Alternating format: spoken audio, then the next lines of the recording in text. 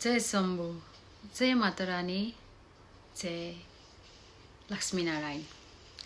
म के भन्न चाहन्छु भने जो दिन दुखी हुनुहुन्छ, जसलाई मर्न मन लाग्छ, बाँच्न मन लाग्दैन, अब मेरो जीवन सकियो, अब मलाई आफन्तले हेला गरे, मलाई गर्लफ्रेन्डले धोका दिए, बोयफ्रेन्डले धोका दियो, या बुढाले धोका दियो, बुढीले धोका दियो, परिवारले धोका दियो, छोराछोरीले धोका दियो, या कसैले पनि नराम्रो गर्यो, म एक्लो भएँ, मेरो लागि परमात्मा या कोही ईश्वर बाहेक कोही पनि छैन, अब म मर्न चाहन्छु भन्नुहुन्छ नि, जो डिप्रेसन छ, जसलाई जे छ नि रोग छ, अनि उहाँहरू चाहिँ हार मान्नु जीवनसँग भनेपछि मलाई हेर्नुहोला, मेरो भिडियो हेर्नुहोला, मसँग जोडिनु होला। हजुरलाई हौसला मिल्छ, हिम्मत, साहस, आँट मिल्छ, किनकि जसरी मैले मेरो दुःखलाई पार गर्दै यहाँसम्म आएकी छु, खाली हजुरहरूको लागि मात्रै। हजुर जस्तो नारी पुरुषलाई भोलि सुख होस्, हजुरलाई हौसला मिलोस्, हिम्मत मिलोस् भनेर म यसरी चलेको छु।